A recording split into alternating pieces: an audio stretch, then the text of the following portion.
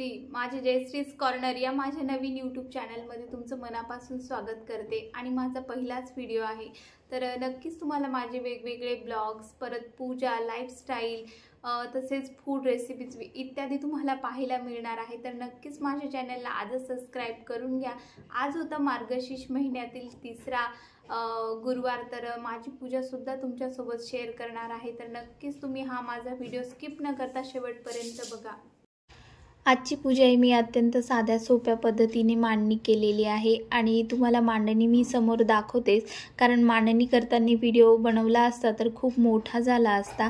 तर बघा, इथे मी सुपारीला श्री गणेशाची म्हणून स्थापना केलेली आहे आणि त्यानंतर कमल आसनावर बसलेली आपले लक्ष्मी आईची ही माझ्याकडे खूप सुंदर अशी पितळी मूर्ती आहे। आपण मूर्ती घेताना बसलेल्या स्थितीमध्येच असलेली मूर्ती घ्यावी, स्थिर लक्ष्मी राहते असं सुद्धा म्हटलं जातं।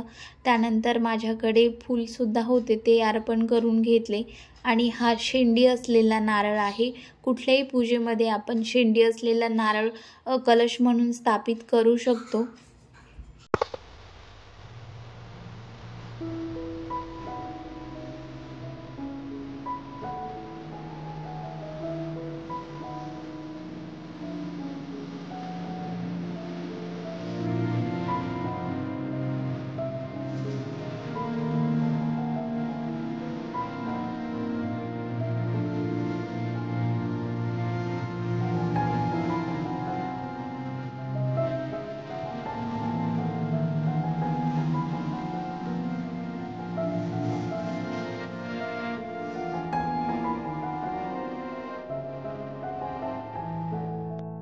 आणि आज मार्गशीर्ष गुरुवारमध्ये कथेचं खूप महत्त्व असतं। कथा वाचल्याशिवाय आपली पूजा ही पूर्ण नाही होत। तर अशा पद्धतीने मी पुस्तकाची पूजा करून घेतली आणि पुस्तकाला आपण नमस्कार करायचा आणि कथेला सुरुवात करायची।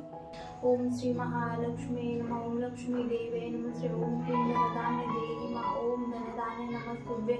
दीपाचे भवन्तु तदुप्रसादे धनधान्य संपदा। द्वापारयुगातील सौराष्ट्र देशाची कहाणी। सौराष्ट्र देशातील त्या काळीभद्र नावाचा राजा राज्य करीत होता। तो मोठा विद्वान आणि वेदांत जाणणारा होता।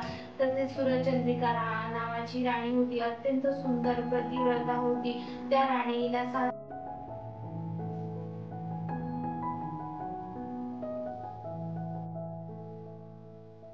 कथेचं वाचन झालं, त्यानंतर आरती केली, श्री गणेशाची आरती। आणि आपल्याला कुठल्याही 5 प्रकारच्या किंवा 2 सुद्धा आरत्या तुम्ही म्हणू शकता। तर मी इथे गणपतीची आणि देवी आईची आरती म्हटली आणि छान अशी माझी पूजा आजची कशी वाटली तुम्हाला, तुम्ही नक्कीच मला कमेंट करा आणि भरभरून असा सपोर्टसुद्धा करा, कारण तुमच्या सपोर्टशिवाय मी पुढे नाही जाऊ शकणार।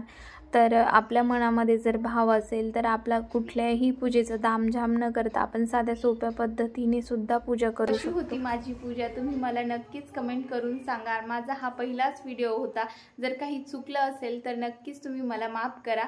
तर तुम्हाला आवडले असेल माझा आजचा व्हिडिओ, माझी पूजा, तर नक्कीच लाईक, शेअर, सबस्क्राईब करायला विसरू नका। तर बघा, इथे विरुनी देवासमोरची जी प्रसादाची वाटी होती ती घेतलेली आहे। दे सगळ्यांना प्रसाद। तर विरुनी सगळी साखर अशी खाऊन घेतली देवासमोर, कारण देवघरामध्ये सुद्धा ठेवलेली असते साखर किंवा कुठलाही प्रसाद, तर तो खाऊन घेत असतो। तर बघा, नैवेद्यासाठी मी असं छान कढी, परत गाजरचा हलवा आणि मिक्स अशी भाजी बनवलेली होती। तर आय होप की तुम्हाला माझा ब्लॉग आवडला असेल, तर आपल्या चॅनलला लाईक, शेअर, सबस्क्राईब करायला विसरू नका।